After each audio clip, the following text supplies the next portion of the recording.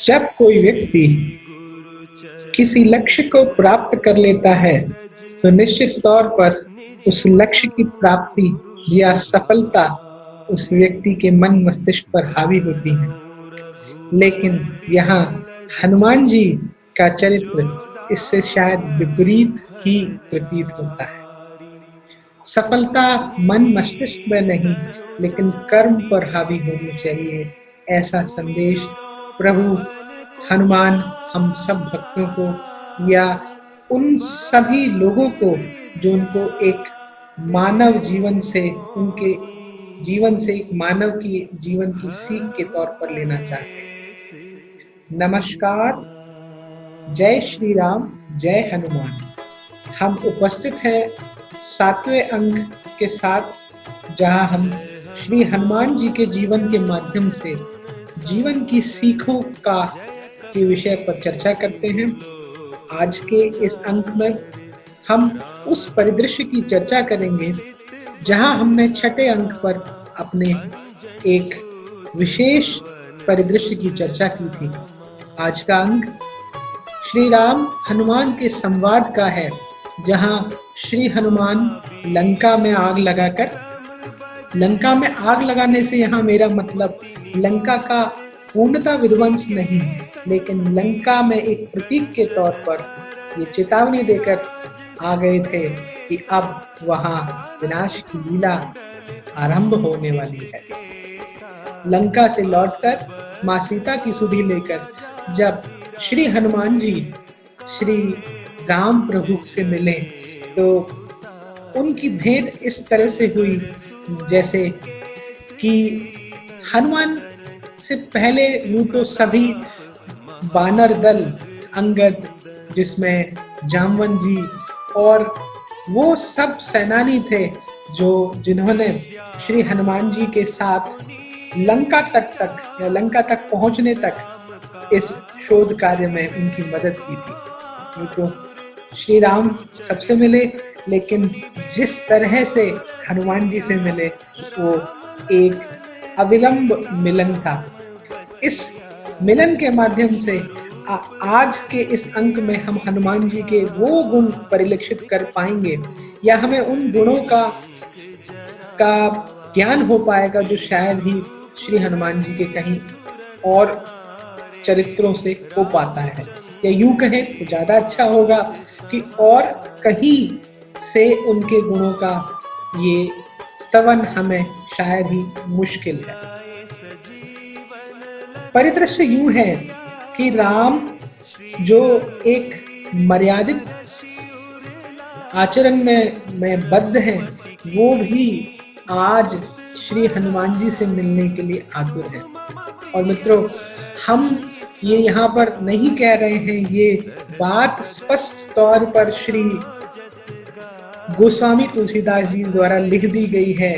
उनके द्वारा जब लिखा गया है, प्रीति सहित सब भेंटे रघुपति करुणा पुंज, पूछी कुशल नाथ अब कुशल देख पद।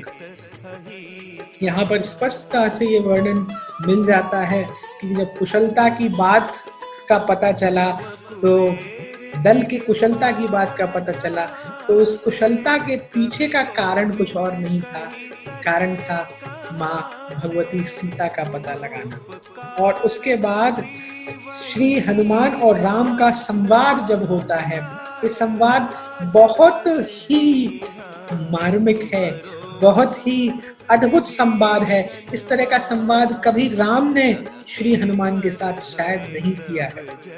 यूं तो गुणों में श्री हनुमान ब्रह्मचारी हैं, लेकिन के विरह को वो इस वार्तालाप में अपने शब्दों में वर्णित करते हैं। वो स्पष्टता कहते हैं, जैसे श्री हनुमान जी से जब राम जी ने पूछा, कहो तात के ही भांति जानकी रहती करती रक्षा स्वप्राण की। राम ने यहाँ ये नहीं कहा कि वो कैसी है, उन्होंने ये कह दिया क्या वो जीवित है, उसके द्वारा अपने प्राणों की रक्षा अब तक कैसे की गई है।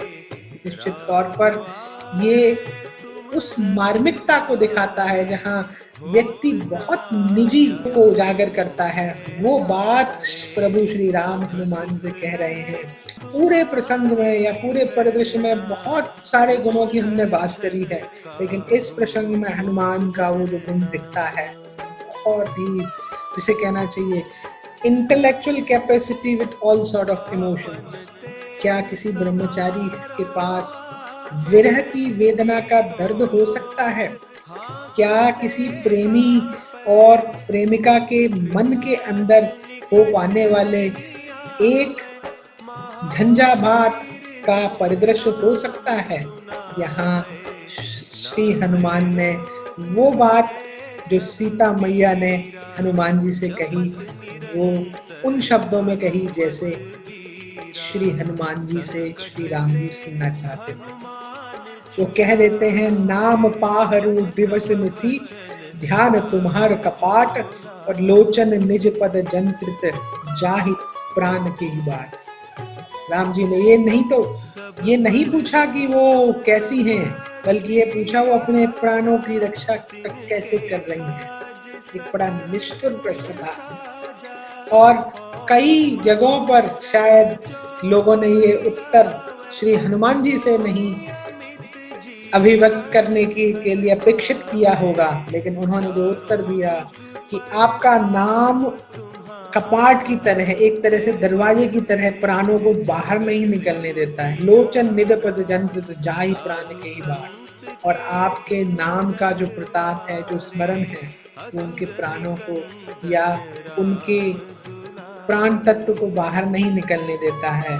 लोचन निज पद, उनके जो नेत्र हैं, निज पद, उनकी आपके चरणों में जो आस्था है, उनको चरणों में जो आस्था है वो शायद प्राणों को निकलने नहीं देती। अब यहाँ इस संवाद के माध्यम से हम समझें कि हनुमान जी के चरित्र में हमने बहुत सारे गुणों को देखा, जिसमें हम शूरवीरता की, बुद्धिमत्ता की, राजनीतिक कौशल की बात करते हैं, लेकिन आज के परिदृश्य में मैं समझता हूँ पहला ऐसा एक परिदृश्य उजागर हुआ जहाँ पर उनके द्वारा एक बेहद निजी,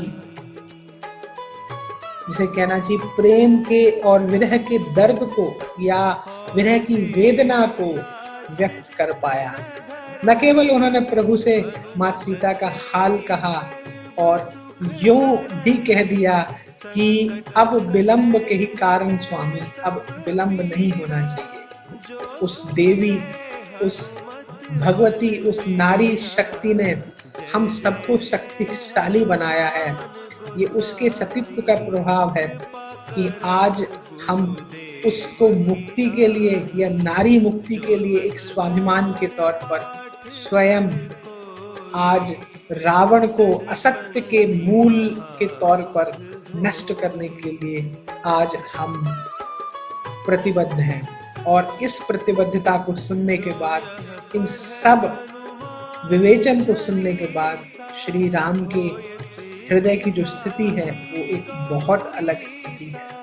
और इसीलिए श्री हनुमान जी से राम जी कह उठे हैं कि मैं तेरे स्नेह को, तेरे इस उपकार को मैं कभी नहीं भुला सकता। प्रति उपकार करहूं का तोरा। यहाँ जो एक भक्त और भगवान की, या जिसे सेवक और जिसे कहना चाहिए प्रभु की जो बात आती है, उस बात से एक अलग बात हमें देखने को मिल गई। हम जो लंका को लांग कर जाने वाले हनुमान की बात करें, क्या वो इतना भावनात्मक हो सकता है? क्या वो इतना मार्मिक हो सकता है? क्या वो लंकनी को मारने वाला, क्या वो रावण की लंका का को दावानल बना देने वाला, रावण को चुनौती दे देने वाला, क्या इतना मार्मिक हो सकता है कि बहुत निजित्व वाले विषयों पर इस मार्मिक चिंतन को प्रस्तुत कर सकता है? ये वही कर सकता है जो ममता का, जो मातृत्व का और पितृत्व का संबंध रखता है। और यहाँ जो गुण श्री हनुमान जी के उजागर होते हैं राम जी के लिए या माता सीता के लिए, वो मातृत्व और पितृत्व के गुण हैं। अपनी माँ के दर्द को कोई बेटे से ज़्यादा मैं समझता हूँ पिता नहीं समझ सकता, और यही स्थिति है श्री हनुमान जी की कि उन्होंने उस वेदना का वर्णन किया है। यूँ तो वे स्वयं ब्रह्मचारी हैं, यूँ तो उन्हें इस बात का आह्वान भी नहीं होगा या अभिमान भी नहीं होगा कि प्रणय, वेदना और विरह क्या होती है, लेकिन जब हम किसी बच्चे से पूछते हैं कि माँ-बाप के बिछड़ने का दर्द क्या होता है, तो शायद एक बेटा बहुत अच्छे से इस बात का वर्णन कर सके। आज के अंक में श्री हनुमान के एक पुत्र तुल्य गुण का हम यहाँ पर स्तवन करते हैं।